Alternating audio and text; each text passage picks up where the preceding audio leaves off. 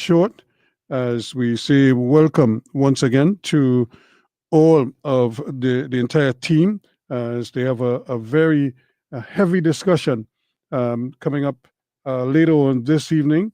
So we just want to be able to join them at this time for insight into this. So let's join Shabaka Kambon and Dr. Fergus and what we anticipate will be a very, very heavy discussion tonight. Good evening, one and all. Good evening, Brother Ruskin. Indeed, a very heavy and interesting program is on this evening. Good evening to the listeners on 91.1 FM. Good evening to our viewers and listeners on YouTube and Facebook. Welcome to another edition of Indaba, program of the Emancipation Support Committee, and of course the program where knowledge grows. We are going to talk this evening about the upcoming very important solidarity, global solidarity marches and gatherings around the world in solidarity with the great Ibrahim Traore of Burkina Faso. So basically, that's the spirit of this evening's discussion. We are going to have an Africa report on the revolution there in the context, a little different context to the one that it normally takes. This looks at the geopolitics in the Western Sahel, Western Sahara. We shouldn't confuse the term Western Sahara with the name of a former place. Well, a place with a former name, Western Sahara. Western Sahara refers here to the region rather than to the name of a former colony. So we are going to look at how aspects of the geopolitics in the Western Sahel impact the Sahelian revolution. And we are going to have a very important discussion on policing. We are going to balance community-based approaches against the military models, presumably the model that we practice in Trinidad. Not my view, of course, but it's the view of the guests. So we are going to have a discussion on that with our main guest for this evening, military methods of policing in addressing crimes in Trinidad and Tobago. And of course, we are going to be talking about the launch itself, the launch of the Pan-African Festival on Sunday, the 25th of May, African Liberation Day, the name that Brother Shabaka prefers to Africa Day, African Liberation Day. So we are going to hear something about that. Hopefully we would get one of the organizers with us to tell us what's going on. But a lot of things might be happening in Trinidad. I can tell you for sure that at the Ture Center, there'll be a conference at which Dr. David Mohammed would be delivering the feature address. That takes place from 12 noon as well. But before I give way to Brother Shabaka, I want to do a special shout out to the Spiritual Baptists of St. Vincent and the Grenadines on their first public holiday today. I think we should have a feedback from somebody there. I believe King Shepherd, Ray Braffett would have gone to that event together with a contingent from his organization. And I think it would be a good thing for us to have a discussion on what happened there, perhaps at another edition of Indaba. So shout out to them. And let me see if I can surprise you with a little rhythm here, just for 10 seconds. I don't have much volume, but if you hear that, as part of the celebrations that went on today at the main venue, Victoria Park in Kingston. I just got that from one of the lecturers that participated in the lecture series organized by the Global Open Campus. And of course, if you hear the music, that was one of the themes of the lectures, the impact of the spiritual Baptist on the musical traditions of the Caribbean. I'm sure you would appreciate that beat as a Caribbean beat. That's one of the influences coming out of the spiritual Baptist religion. So over to you, my brother and sister, Renee. Doctor, I think one of the things that we keep having to emphasize when we talk about the spiritual Baptist is the importance of this community to Africans in the Caribbean. And I think your book really does a good job of helping us to understand that we all suffered because of the oppression,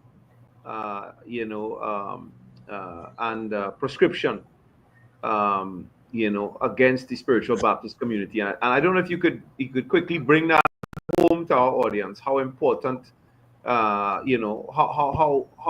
relationship, if you can help them understand that relationship, because people think of it as, well, it's somebody else's faith, not necessarily mine. And those who believe in it, of course, they pay close attention, they're concerned. But this really affects all African people, or affected historically African people in general. Doc, this Yeah, is for well, Shabaka, I wouldn't want to go into discussion. It's a big thing. It's a good topic. It's a very relevant subject matter. But I wouldn't want to go into that this evening. But you're quite right. What happened to the spiritual Baptists did not only happen to the spiritual Baptists, it happened to, in a sense, the African diaspora. I see it as one group within the African diaspora that faced continuous violence from the colonial authorities. This was one of them, psychological violence, in addition, of course, to the actual prohibition of the right to worship. But in a significant way, it was psychological violence. So, yes, it is the general community of African peoples, but also the peoples of the Caribbean itself, because the suppression of religion also would have first taken place against the indigenous peoples. We shouldn't forget that. The first prohibition laws were against the indigenous peoples. They were persecuted, they were tortured by the Inquisition, they were put to death for their faith. So it is part of our Caribbean experience, really. It's just a small part of our Caribbean experience. They were the last ones to be officially discriminated against by law. Not the last, but the last to be discriminated against by law. Of course, the Rastafarians would have come after them, although there was no specific laws to discriminate against the Rastafarians, but that didn't stop state discrimination against the Rastafarians. You see, so I wouldn't want to go into depth into that because I think it needs perhaps a dedicated segment of a program to engage that kind of thing. But you're right, today is a day we could have done that, seeing that, of course, it's a day that the Spiritual Baptists of St. Vincent are commemorating the repeal of the ordinance which prohibited them from practicing their faith. That prohibition ordinance was passed in 1912, repealed in May 1965. So they went through a much longer period of persecution than the Spiritual Baptists of Trinidad and Tobago. Yes, Renee? Yes. Hi, good night to all our listeners. Dr. Fergus, I too did see the different coverage of the first Spiritual Baptist Liberation Day celebration in St. Vincent. I had to do a double take because I was like, but we celebrated that in March. What's happening? And then I paid attention to the caption, and so I'm extremely happy for them in St. Vincent and the Grenadines. I think that the Shelter Baptist community has made an invaluable contribution, not just to Trinidad and Tobago, but to the entire Caribbean region. I think a lot of wonderful things are happening in the Pan African community as of the last few weeks. I do, and I hope I'm permitted to give a little highlight of the fact that the Nottoway plantation in the US um, did burn down. There were quite a few academics and lecturers themselves who went there to pour libations. And like here in the Caribbean, I know that African Americans too have a very horrible history when it comes to chattel slavery. And I know for the African American community, that was a bit of a triumph. And as they say, the ancestors were rejoicing. But to bring things back home here in Trinidad and Tobago, I would have mentioned previously that Emancipation Support Committee of Trinidad and Tobago is going to have its media launch. It's going to take place this Sunday, that's the 25th of May, on African Liberation Day. An event is started to start at 5 p.m. and is being held at the Murchison Brown Auditorium, also known as City Hall. It is a free event, and we at the Secretariat and, of course, the Board of Directors really want to extend an invitation to the public to come and join us as we launch the festival. This is an amazing festival that takes place here in Trinidad and Tobago and throughout the Caribbean. How we celebrate emancipation here in Trinidad and Tobago is also quite unique. If you look at the other former English colonies, they don't quite have the as splendid and as large as a celebration, but they're getting there. And we're happy if they're taking notice and taking lessons, so to say. And we just want to invite the public to start off this really amazing celebration. Hear what they can look forward to as far as the different events. Um, I know that one of our favorite events at the Secretariat is the Yoruba Village Drum Festival. It's also Iwa Africa, that's quite popular among the staff members at the Secretariat. That's actually our second event, it's on the 1st of June. And the festival has grown. It has made its name for itself, not here in the Caribbean, but internationally. We're known as the largest African festival celebrating African culture and heritage outside of Africa. And I think that's quite a feat that such a small in number, but not in spirit, that Emancipation Support Committee has been able to accomplish. So yes, we just want to extend an invitation to everyone to come and join us. That's So great indeed, indeed. Renee, thank you. And let me just say that whenever we talk about things that happen in the United States of America, it's always important for us to look critically at what's happening in our own country. And so in our own region, I just came back from Barbados. And while I was there, I observed a plantation house being utilized in the very same way that the plantation house that burned down in North America was utilized. And I went in and I asked the people there, I said, as descendants of the victims, of the Holocaust that would have taken place on this land here, do you feel comfortable, hosting weddings and ceremonies and dinner parties and so on in this particular space? I mean, I asked them, I said, I pointed out that, the places that where Jews were gassed, Auschwitz and places like that, those places have been now utilized as virtual museums, places to confront the past. What makes us feel so comfortable utilizing these spaces to have fun and to celebrate and revelry?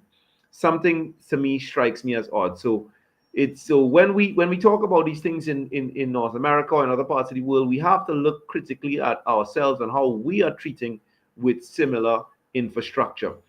Let's go to the main topic for tonight's program.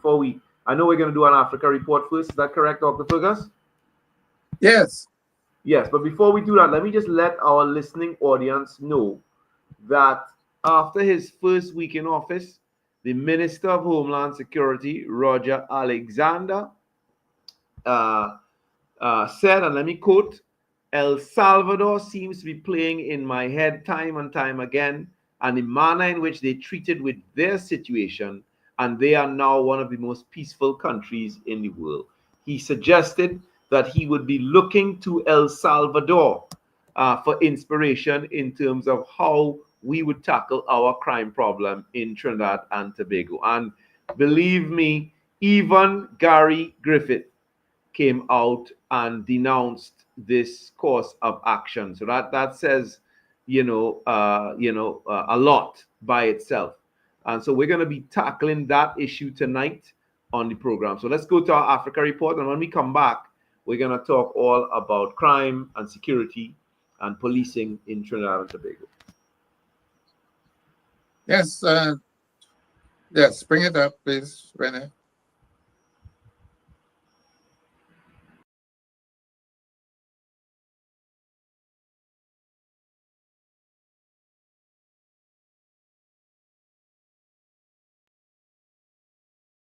Immediately, Morocco came through and was like, you know what? We're going to create a special trade agreement between the Kingdom of Morocco and the Sahel 3, and we'll actually give them access to the Atlantic Ocean.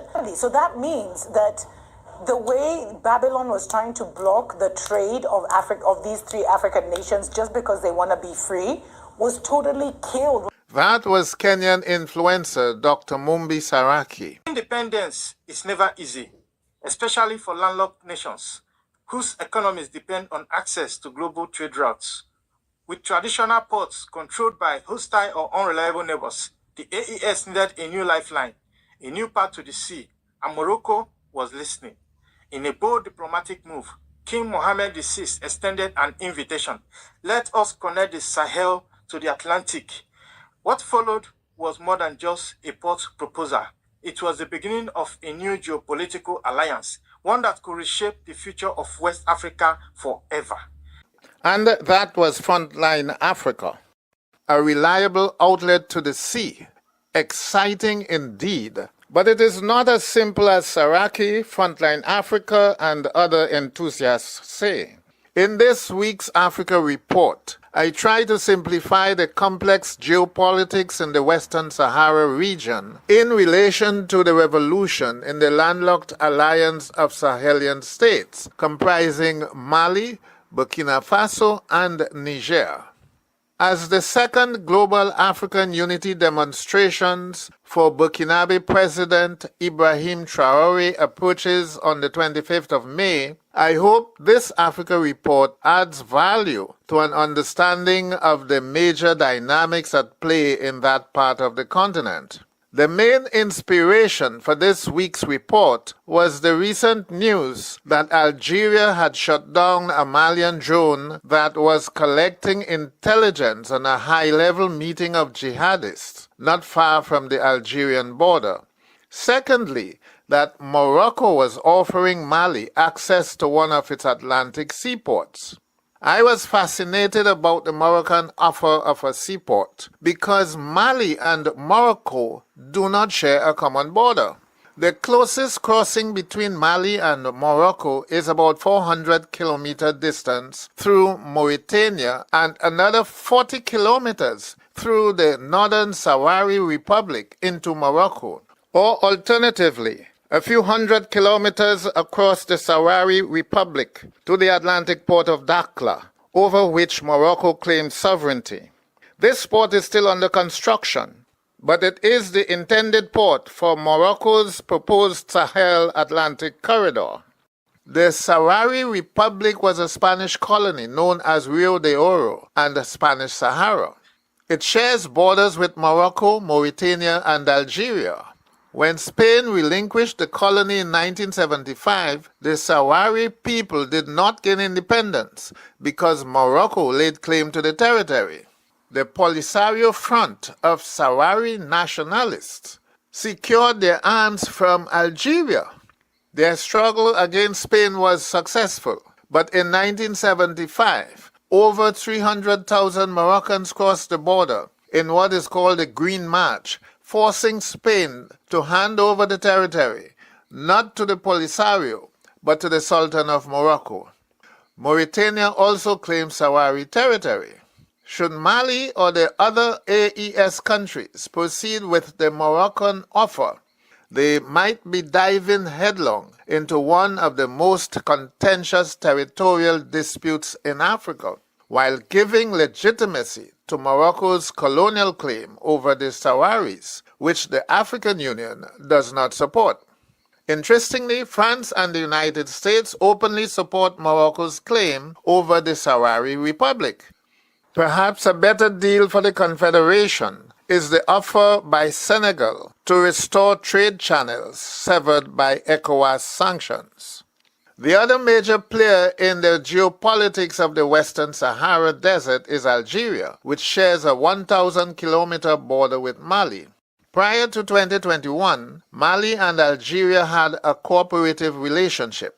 Algeria was the gatekeeper of a peace accord signed by the Malian government, the Tuaregs, the African Union, Nigeria, Chad, and the European Union to grant semi-autonomy to the Tuareg ethnic group that dominate northern Mali and southeastern Algeria. The key player in brokering the peace deal, but retained more political influence over the Tuaregs than the Malian government.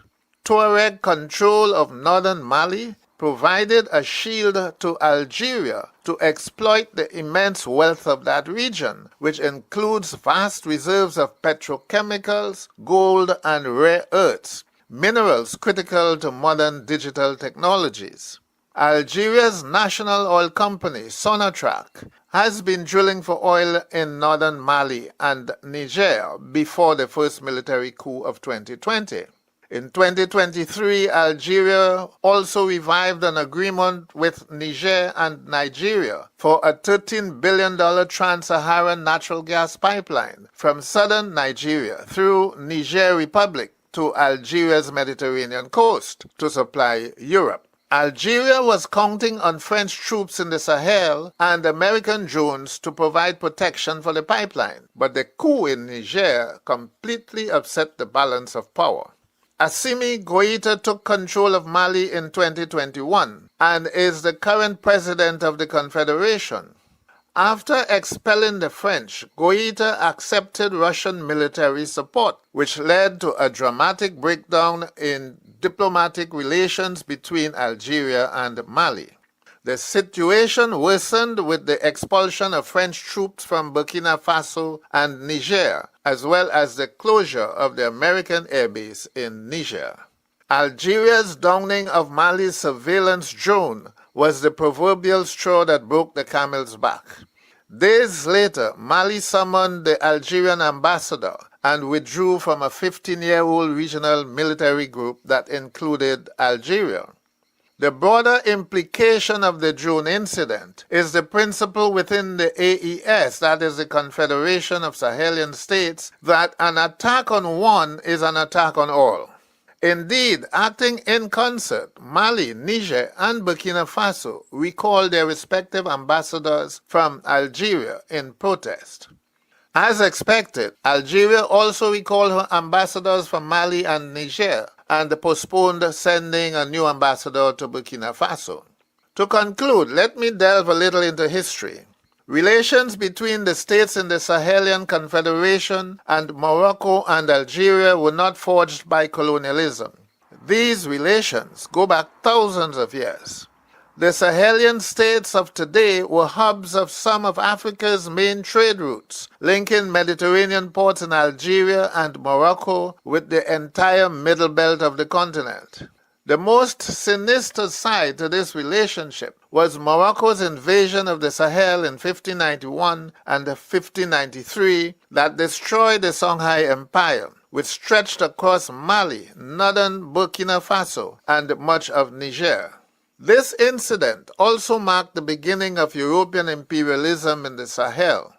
The Moroccan invasion was equally a European invasion.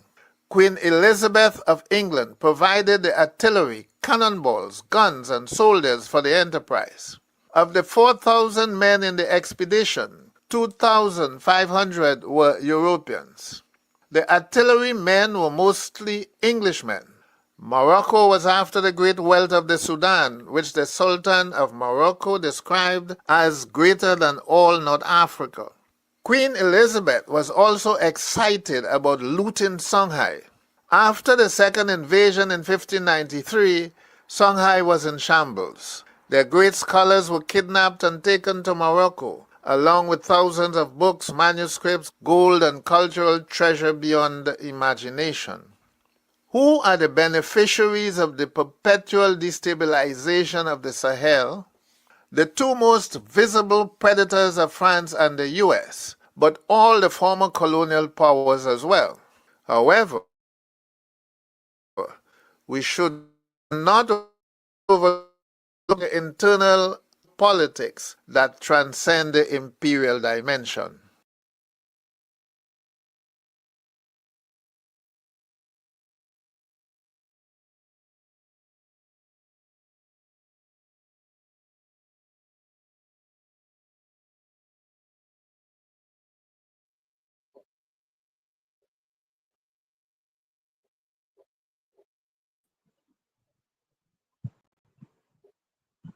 Yes, so there you have it. That's the Africa report for this week. And we have Selena on board.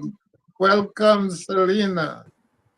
Thank you so much again for this interview. Yeah, well, Thank it's you. almost a break, huh? It's almost a break on 91.1. So I think in order to ensure our listeners on 91.1 get all the info on the upcoming gatherings for Ibrahim Traore, perhaps we can defer until after the lotto break.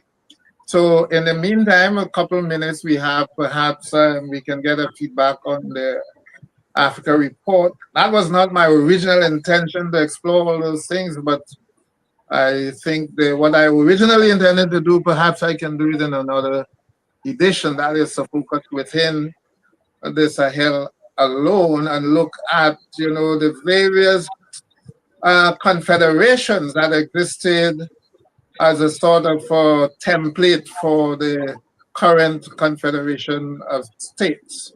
So this is not the first such expression, not even within recent times. So Shabaka, your comment, feedback? Well, I mean, I think it was this is an aspect of history that I really did not know anything about. And so it was fascinating for me to see, the way that external forces were able to find common ground with forces within Africa in this context to destroy a great African empire, a great African civilization. And of course, we see that kind of collaboration over and over again. But this particular incident seems, rather, I mean, such recent times, it really is something else, during that colonial period. Very extraordinary stuff, and it really sort of, speaks to the broader picture on the continent, Doctor. I mean, you tell us your experience of coming of encountering this information in your research. Well, it's not unfamiliar information to me. Remember, I used to teach African history for years. So right. It's just a matter of updating sometimes, because what is happening now would be like current affairs rather than history, strictly speaking. So it's a matter of matching the current affairs to the history in order to bring greater enlightenment to what is happening on the ground today. So that's often my challenge. That's why I always integrate the larger historical picture into the current affairs discussion that I bring on the Africa report. Yeah, and in your opinion, to what extent does that history still play a role in the relationship between, because you seem to suggest that some of these countries in North Africa had been building their relationships over time. They have exchanged ambassadors, they were signing treaties, they were working together. To what extent does that history, that sort of what we might call today, looking back on it, a betrayal of the continent, impact on the relationship between the two players? Well, it's not strictly a betrayal, you know. It's like at times there would be fallouts, and at times, you know, they would again have reconciliation and so on. So this is not the first time. It's a cyclic thing, really, you know. So this is just another incident in which there's a fallout. But we shouldn't forget that Algeria would have suffered from French colonialism perhaps worse than any other place on the continent. Over 2 million Algerians were murdered by the French between 1830 and 1965, 1963. You see, they really suffered. A lot of Algerian skulls were carted off to France, just like we know of Namibia and some other places, you know, and those skulls are still there. So the restitution is part of the challenge they have, you know, restitution of those skulls, and France insists they're not giving it back. So, you know, some of the problems are very, very, very similar. You see, so they can relate to one another. It's a similar experience that they have in many, many cases. But of course, the North is a different geopolity than the Sahel. We understand that also. And those things also play into the relationships from time to time. But it was extraordinary to see that they kidnapped the scholars. They stole not just gold and jewels, but knowledge, books, and so on as well. Something that we saw that featured so heavily during the colonial period in European imperialism. So it is extraordinary indeed to see these kinds of things at play in countries in the continent. And then, of course, the lesson, when you collaborate with imperialism, you run the risk of becoming its victim later on. And of course, we know about Algeria because the great Caribbean intellectual, luminary Frantz Fanon, revolutionary Frantz Fanon, did a lot of great work there and learned, lessons which he would later share with the rest of the post-colonial world or the colonial world, freedom lessons which he learned, which he ascribed or he inscribed in his books like Wretched of the Earth. So of course we're quite familiar with the atrocities that the French committed in Algeria, and of course these are atrocities which today the Algerians are still trying to get justice for, which the French are still struggling to account for. So it's extraordinary history. Thank you, Dr. Fergus. Thank you very much. Yes, indeed. And now I see that Ruskin has come back in, so we know that 91.1 Talk City is back with us, and our guest has left the studio for 1 minute, but I'm sure she'll be back. But Doc, the subject tonight, just to clarify, really comes out of the statements made by the Minister of Homeland Security, Roger Alexander. And there are two elements to that, to his remarks. One is that he wants to pay attention to, that he's going to look at, he even suggested that he would set up some kind of task force to study the El Salvadorian model. And it seems that when there was a lot of pushback on that, he said he was also looking to other external models and mentioned New York. And I can only assume that he was talking about stop and frisk and broken windows policing when he spoke about New York. So there's a lot to unpack there. And as I said earlier in the program, Gary Griffith, former police commissioner, had become synonymous with pushing the boundaries of policing in the militant direction, in looking outside to import models. He famously traveled to New York to meet with the authors of Stop and Frisk and Broken Windows Policing there, Bill Bratton, and of course the infamous Rudy Giuliani. And even he, spoke out very forcefully against, he actually sounded quite moderate, speaking out forcefully against the adoption of the El Salvador model. And so, as I said, there's a lot to unpack there when our guest returns, but I'm sure. Well, I hope Renee brings up our guest, Mr. Liverpool. Renee, if you're hearing, we are on the coming up to the second half hour of the program, so I think we need to engage our guests at this time. Welcome, Mr. Liverpool. This is Kevin Liverpool, and he is the Deputy Chair of the Atlantic Institute and Partnerships Specialist at No Means No Worldwide. He builds global networks to support youth, prevent violence, and reimagine masculinity through equity-driven community strategy. So there you have it, Mr. Liverpool. Welcome to Indaba. I understand you're no stranger to Indaba. I'm meeting you on the program for the first time. So welcome. We are going to discuss and hope that we can link the discussion to Shabaka's concern. We are going to discuss community-based approaches versus military models of policing in addressing crime in Trinidad and Tobago. Of course, I would like to have a description of what military police officers do, especially during peacetime, because we are not at war. So is military policing different during wartime or during a period of martial law?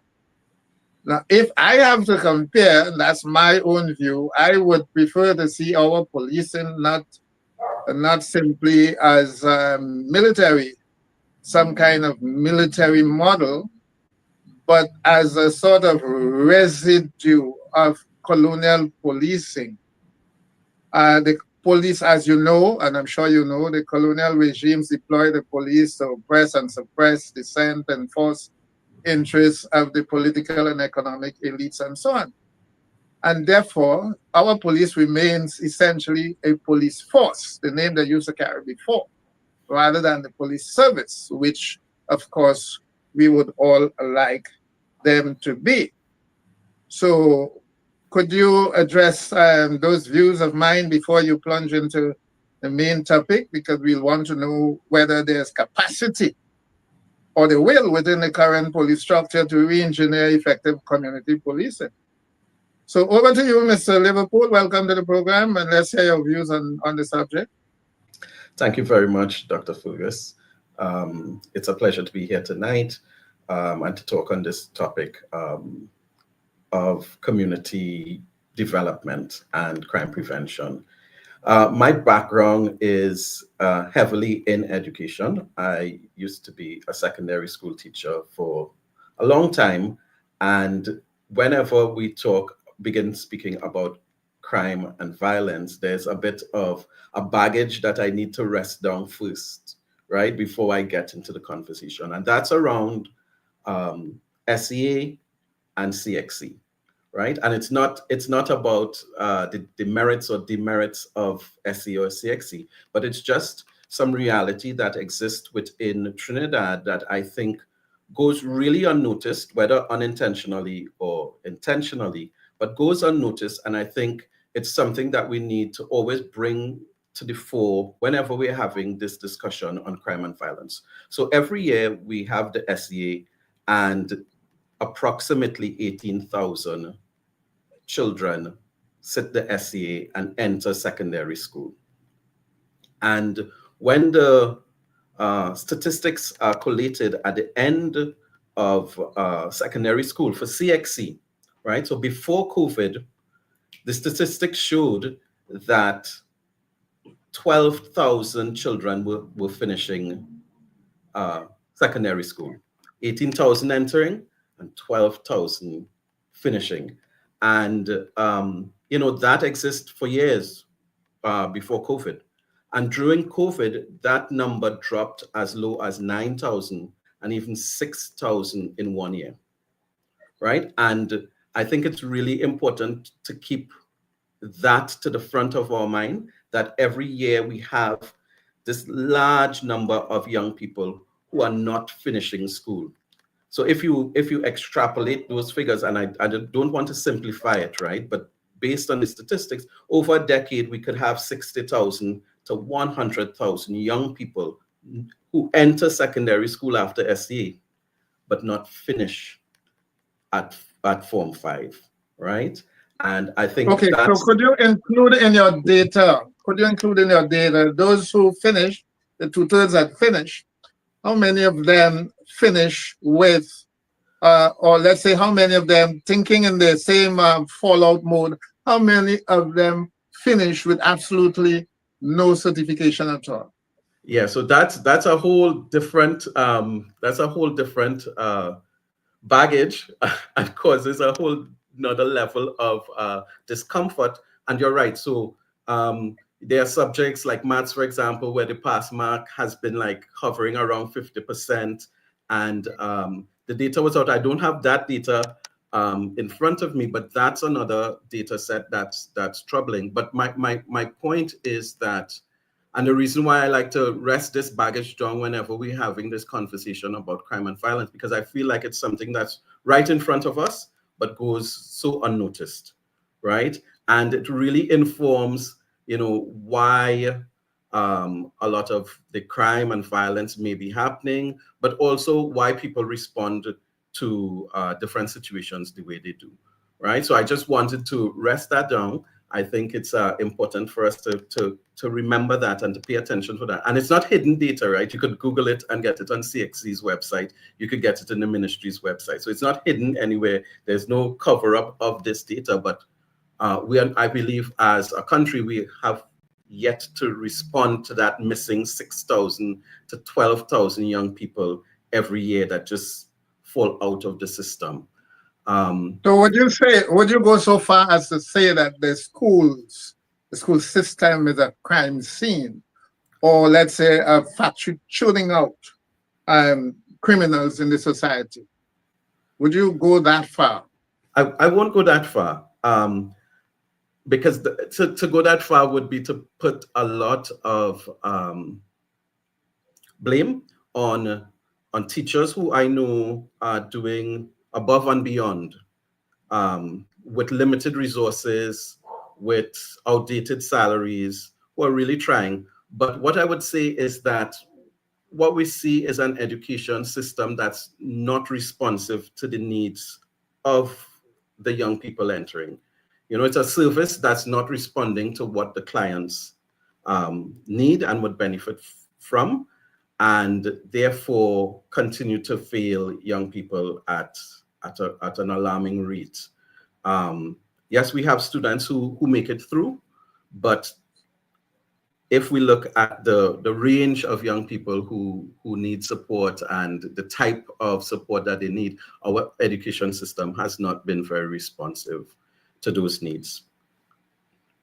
So that's my baggage. I want to rest down, Dr. Fergus. I can shift now to directly to... Yes, indeed. That's a lot of baggage. Yeah, so as we think about the statements that were made by the Minister of Homeland Security, and one thing when it comes to politicians, it's an area where we have to manage our own emotions, right? Because politicians say one thing today and then tomorrow it's a different tune, right?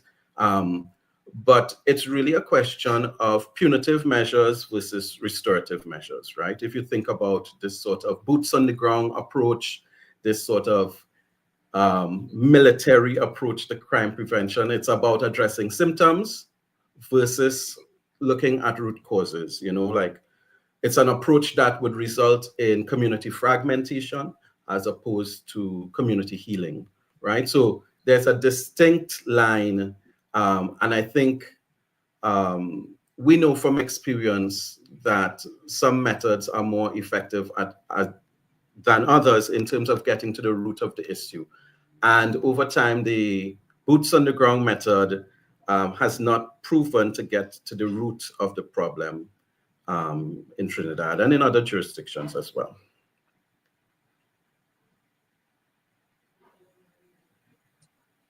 Yes, so in terms of the expression, I still want to get some clarity, in terms of the exactitude of the concept of military police, because I think what our police do, in my opinion, is worse than what military police do during peacetime. This is the issue I want to get at.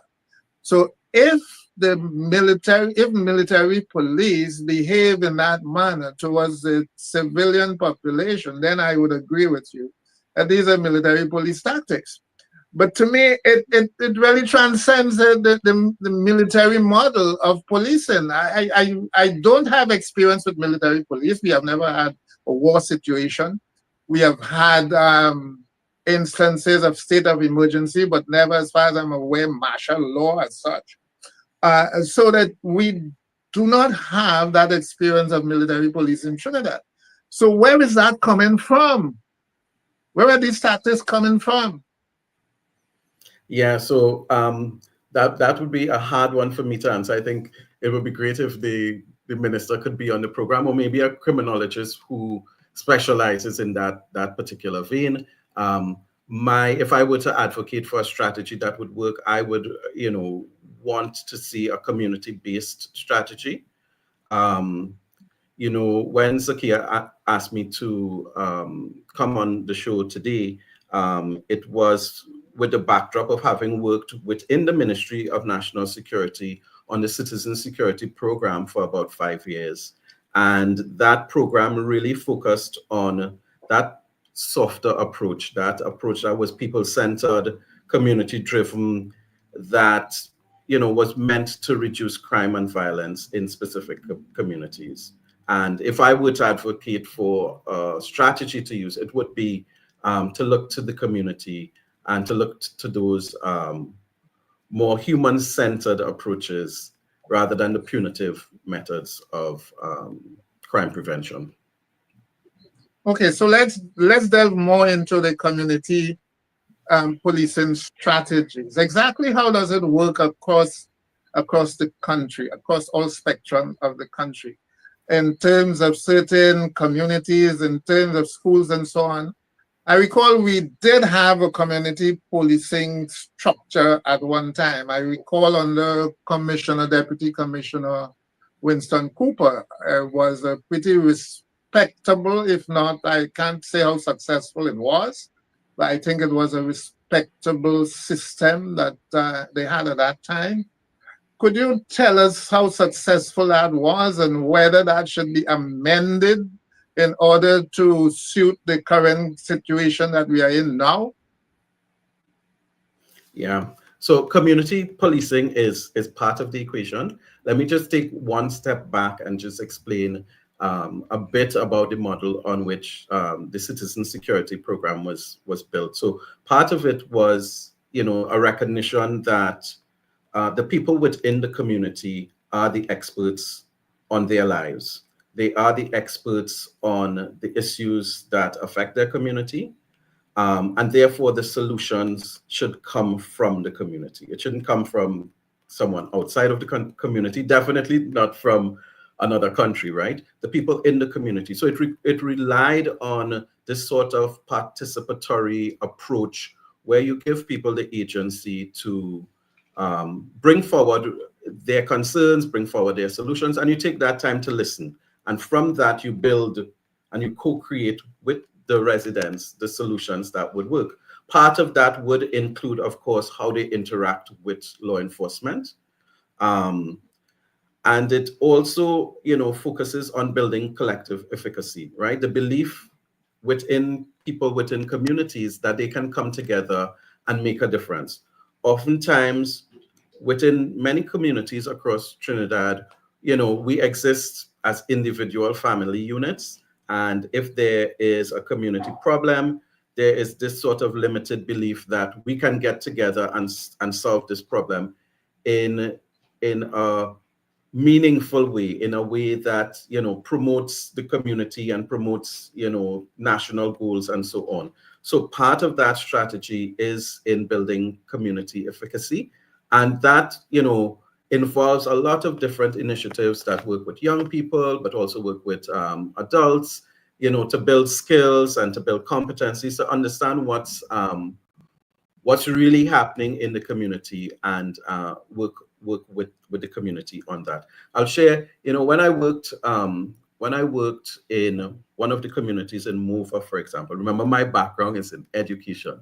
So I would go into the community. This is when I left teaching and I was working in Ministry of National Security. So I would go to the community, and there would always be several groups of young men just during school hours, just, you know, hanging out at different spots, you know, and I would always go to encourage them. I was new to the community. I was new to the work, and I was encouraging them to, you know, like, you know, go to school, you know, come off of the block and go to school. You know, education, you know, like Nelson Mandela has a quote about education being the key to the future and whatnot, passport to the future. So I would encourage them to go to school. And it was not until, you know, long that the young men would be saying back to me that school has nothing for them, you know, that they have to wait 5 years before they could begin to earn, where they have immediate needs in front of them and there's no way to earn. But if they go to school, they have to wait so long until they could have earning potential, right? And that may work for some young people in some communities, but for other communities, a more entrepreneurial pathway may be what is needed. And that's what I was mentioning before in terms of an education system that's responsive to the needs of the young people that enter the system. So right now we have a very cookie cutter method. What the young man or the young woman in Toko is learning is the same thing that the person in Mofa is learning, and the same thing that the person in Citrus and Labrie, when the needs and the situation and the context may be different, right? And I'm not saying, you know, that we should just abandon structure, but there are some realities, and going back to the point that people are the experts on their own lives, there are realities that exist that our education system or programs need to respond to. So for those young men, they may have stayed in a program that was giving them the entrepreneurial skills as well as opportunity to earn in a safe and legal way, right? Because school was structured in a way that they had to sit through these long classes for long periods of time, over a term, over an academic year, and do that for 5 years without earning, in a context that they described was one where there was so much need, they preferred to stay on the block, where the opportunity may have presented. I want to bring in Shabaka into the discussion. Yeah. Shabaka, I want to bring you into discussion, but I'm not seeing you. Because I can't fathom how policing could solve the problem of dropouts getting back into education programs, you know. Because if we are admitting that 33% of our SEA students do not make it through schools, how could police deal with such a problem, in addition to all those who are just, you know, really waiting out their time in school and not really gaining much from the school system? So in addition to that 33%, you have to add a substantial percentage, because as you know, some marriages break down, but people are still living together. It doesn't necessarily have to have a divorce. So in this case, where some students drop out of school, but some of them divorce from the system even while they're in the school itself. So how can police really cope with that? Our problem, to me, is much, much deeper, more fundamental than policing. But I'll give over to Shabaka. Shabaka, coming into the program. Yes. So, Brother Kevin, you know, I'm curious to know more about, you know, when I heard the way that you were introduced. more about the work that you do. It's fascinating, the amount of things, that the labels that that come there, and I'd love to have that conversation. But as we're already inside this conversation, I think what we want to find out from you, Kevin, would be, in terms of your own area of expertise, what do you think was working in the citizen security program, and what do you think could have been augmented? Because that sort of touches on the question that Dr. Fergus was asking there. Because he's asking, what would solve these problems, some of the issues that you yourself has raised about the way that the education system in the country is failing young people.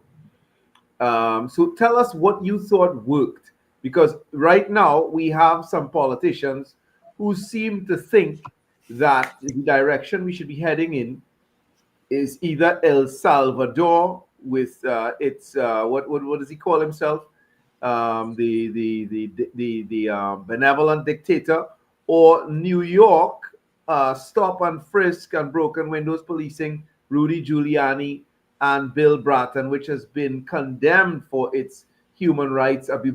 Both have been condemned for their human rights abuses. So you tell us, Kevin, what worked in your experience?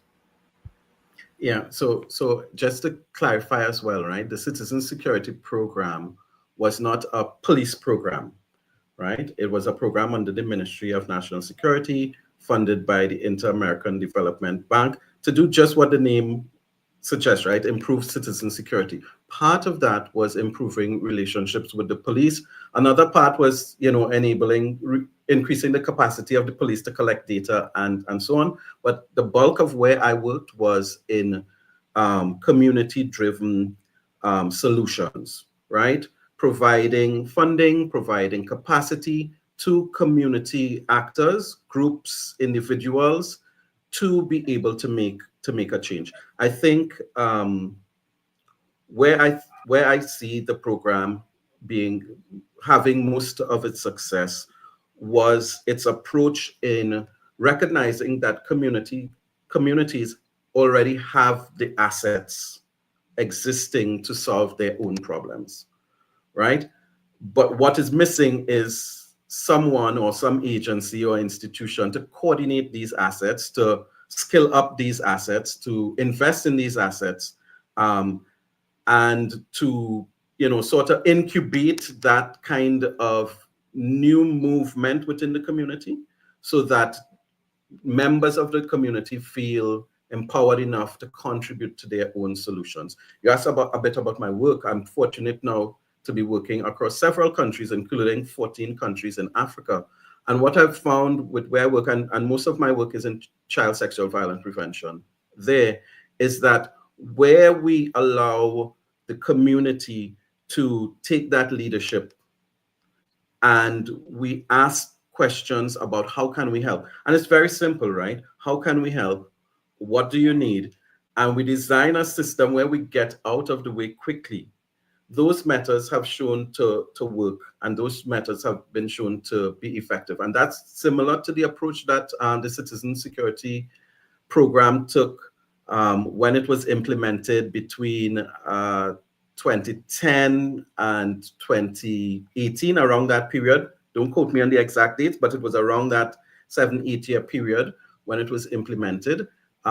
Those methods were shown to work because it was quickly transferring that leadership onto the community, the residents, because there is no sustainable system where you can bring in outside resources to keep the peace or to build the peace within any community.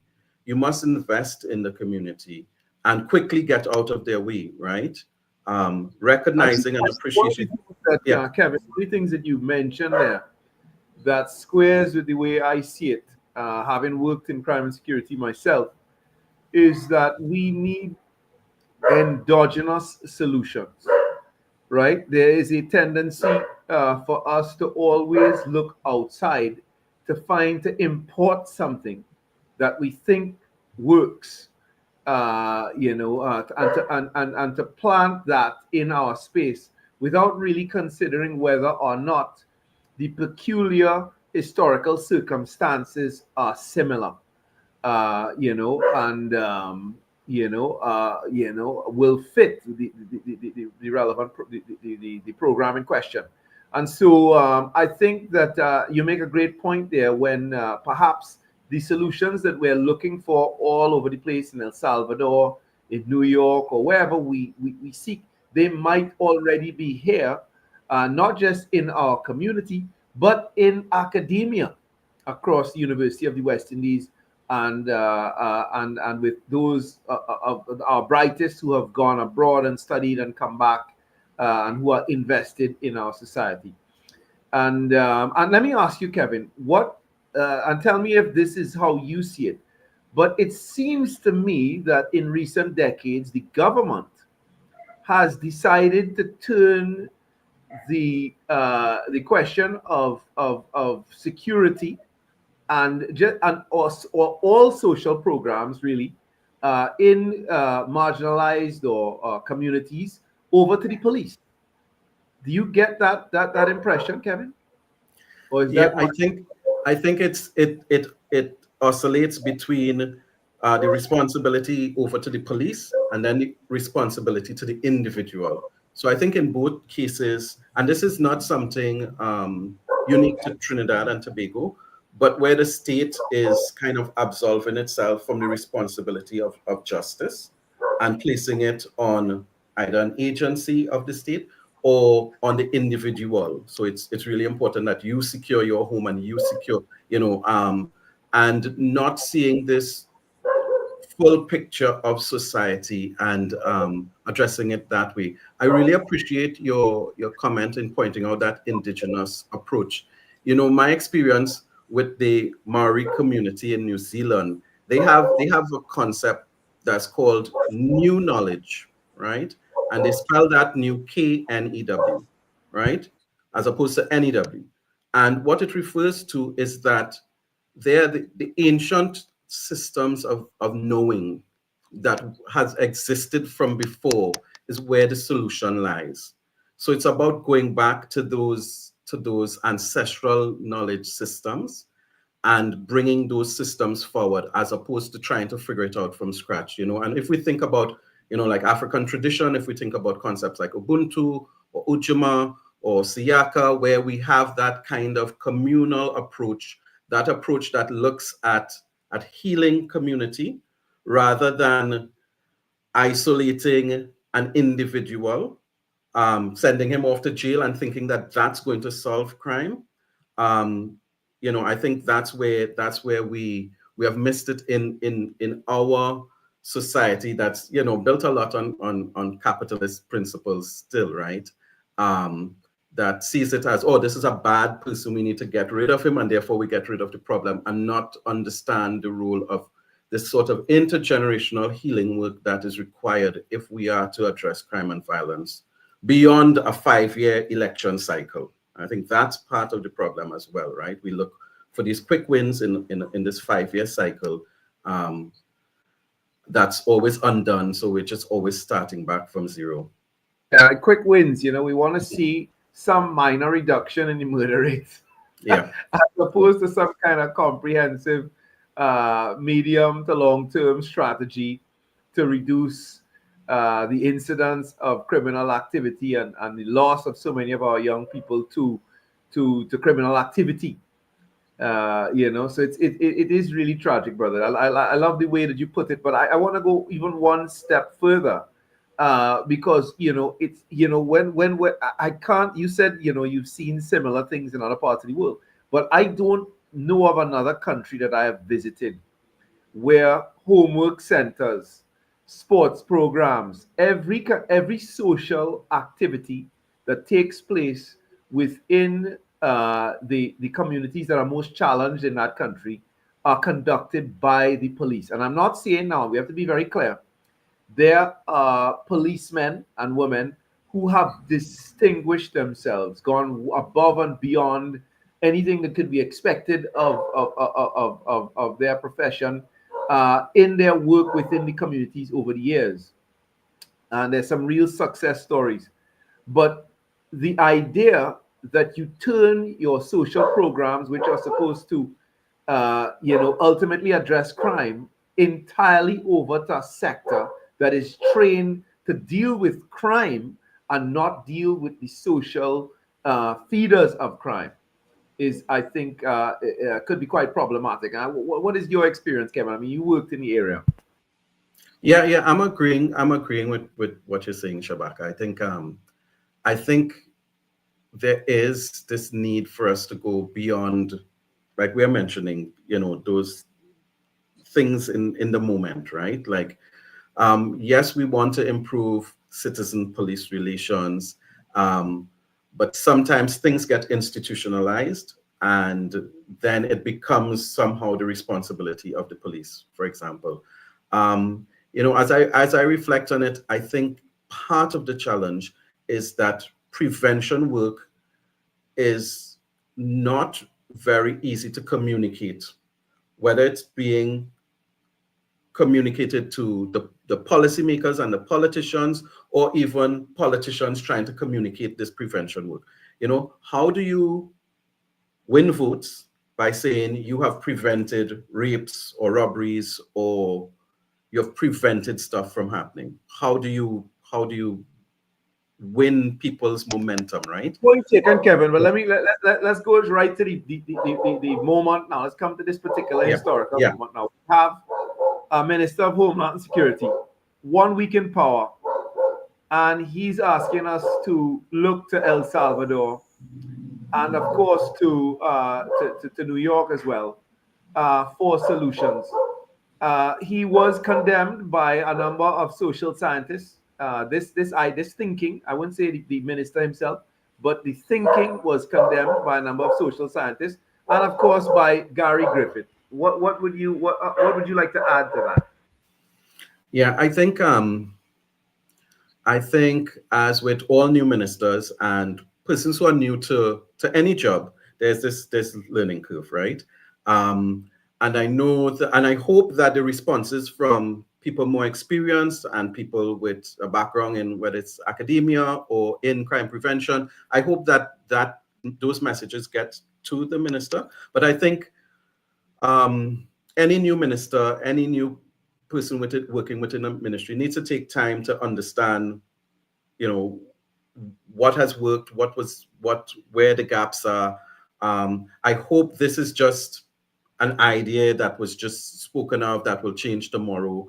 I know that's not any comfort, but I really hope that the more credible voices are able to influence, the decision in the end, right? I think that it is imperative for us to understand that the solution to or the way to address violence in poor communities, the most effective ways have nothing to do with the abrogation of the human rights of the people in those communities.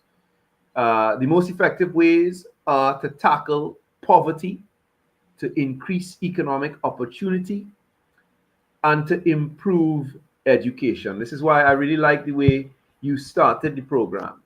What is happening in our education system, and we've discussed it here at length on Indaba, is an abomination. It is horrendous, and specifically in the schools that are meant to serve the most challenged communities, the people from the most marginalized communities. Those schools work, least. They do not have. They have not proven themselves. They find themselves. They are the worst performing schools in the country, and though the administrators, teachers, and so on are not held accountable for the consequences of their actions, which of course affects the entire society. And there's not enough being done at the level of the political directorate to address these issues. And of course, I think because they don't impact the middle class, that is the articulate activist community, they don't get the level of attention. If middle class families had to send their children to those schools, that problem would be fixed overnight. But because these schools are attended by the poor, who don't really expect more, who don't know better, who cannot articulate, who don't have the platforms to articulate their plight than the other classes in the society. Those issues run on, and of course, they find all kinds of ways to hide them in the statistics and so on. But it is an absolute disaster in those schools.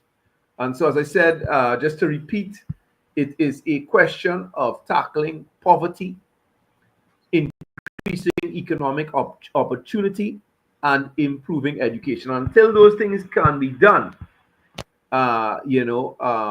no amount of militarization of the police, militarizing the tactics, no amount of abrogation of the human rights of the people in those communities is going to reduce crime statistics. And from what I understand, in El Salvador, and the reason that people seem to find El Salvador attractive despite how horrendous the human rights situation there is because the crime statistics suggest that there has been some success.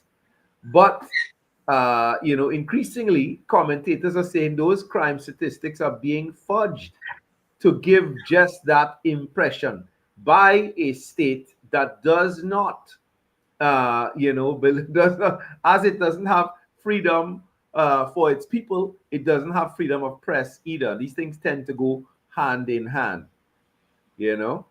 So, Kevin, we want to thank you for coming and joining us tonight on Indaba, and we want to invite you to just take the opportunity to make a final comment to our listeners. Yeah, sure. So my final comment will be a bit of a teaser, right? So a few years ago, I was introduced to the idea of prison abolition, right, as the ultimate form of justice, right? I'm not an expert on it, but I think our paradigm needs to shift towards thinking about when can we live in a society where we do not need prisons, and if we could start that conversation, I think that's going to lead us in a way that addresses those factors that you speak about, Shabaka: education, economic empowerment, addressing poverty, those root causes, right?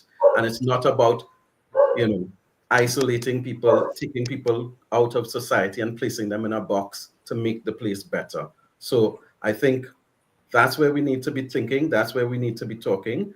And so I will end with that teaser, hoping that in a future segment you could bring an expert to speak about it. Yeah, Kevin, of course, that is a subject that we wanted to address. It has become there is an element within academia, a number of scholars who are proponents of this idea, and I think whether if it seems far-fetched, the ideal, when you're shooting for that ideal, it shapes the kinds of policies that you would put in place. Yeah.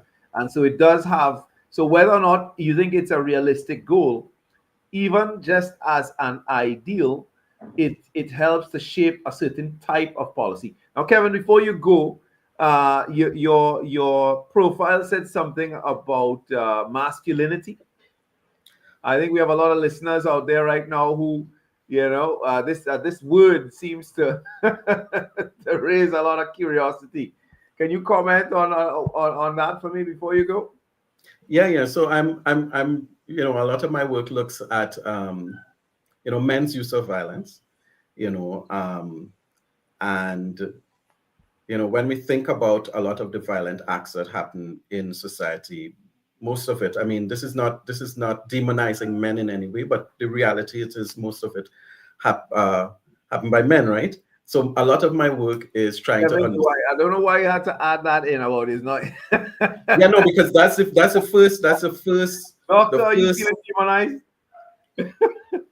But that's the first pushback I get. Whether it's on social media or in person, the first pushback is that I'm going against, right? But it's not that. It's about, what are the parts of healing that we can make accessible to men, that we could understand why is it that all of these violent acts. There was some research that came out from a foreign country that showed that the home is the most unsafe place for women, because most of the murders of women were happening in the home by people who at one point would have said, I love you to these women. So I'm interested in that.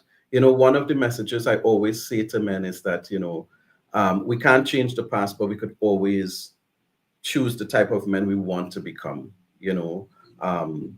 and I think that type of hope, offering that type of hope, which requires a level of vulnerability, is important to put forward for boys and men. Would love to return to talk more about this. I'm doing some research now into what's happening in the online space, but thank you again, Kevin. Thanks for coming. Thanks for sharing. We appreciate having you. Dr. Fergus?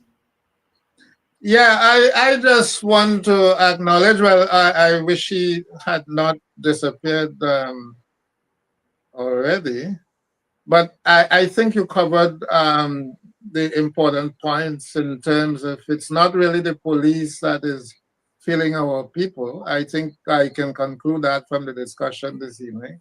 It's not really the police that is feeling our people, but rather the education system in a general way. But, we have to admit to Shabaka, the education system today is so much different from when I was in school, primary school, let's say, where you had a fairly good balance of male teachers in the school.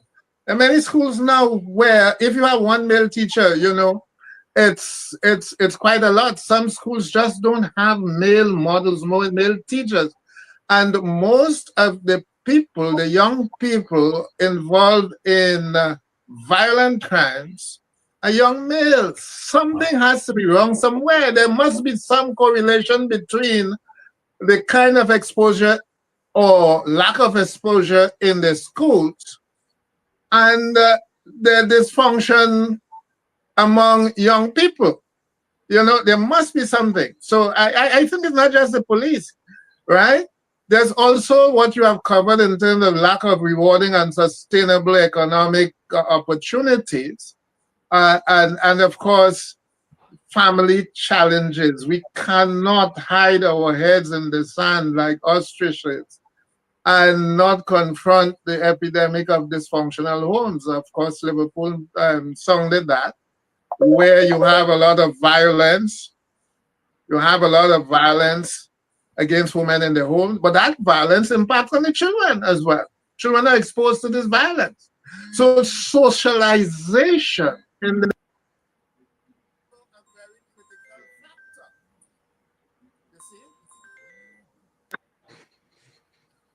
Something is affecting your feed there, Dr. Fergus. Yeah, somebody is trying to call me, and it's disturbing, well, distracting and disturbing. Of course. Right. So yeah. So just in case I'm not coming across clearly, I would stop there. But that is my position on this thing. This is a very big topic. It affects us all, whether we are involved, whether our family would be involved, family members. We are all exposed to violent crime, and from time to time we become victims, right? From time to time we become victims. So we have to confront this problem. You never know when it is your turn next. You never know. It comes out of the blue sometimes, and therefore we have to address it. You see? Indeed, yeah. indeed. So I would just close with those comments. All right. Let me just thank our listeners and those who commented on social media. Brother Corey Gilks, who has been he's one of our up and coming, I would say, even established public intellectuals outside of academia. And he's been on the program. He's been listening. He's been tuned in tonight. And he's been giving us some of the history. So for those of you who have time to read, go check out the Facebook page and check Corey's comments on the history of the militarization of policing in the Caribbean. It has merit. Of course, Sharon Bradshaw has been with us tonight, and and she's concerned about the failing education system as well. And she says, and she suggests that if we look at the statistics of serious crimes during certain periods of the year, it could be quite informative for us. And of course, she ends by saying that a conversation as important as this would need a woman's input. And of course, Dr. Fergus, we did try to get a couple female guests on this program tonight. Unfortunately, we were unsuccessful. Brother Corey wades in again and reminds us that Angela Davis, the legendary civil rights leader, is one of those who has been a leading advocate for the abolition of prisons. And of course, she would be a great guest for us here on Indaba. And so on that note, brothers and sisters, we want to thank those of you who stayed with us for the entire program and invite you to join us next week, same time, same place, for another edition of Indaba, the place where knowledge grows, the place to find consensus, the voice of the people, the voice of the Emancipation Support Committee. Good night.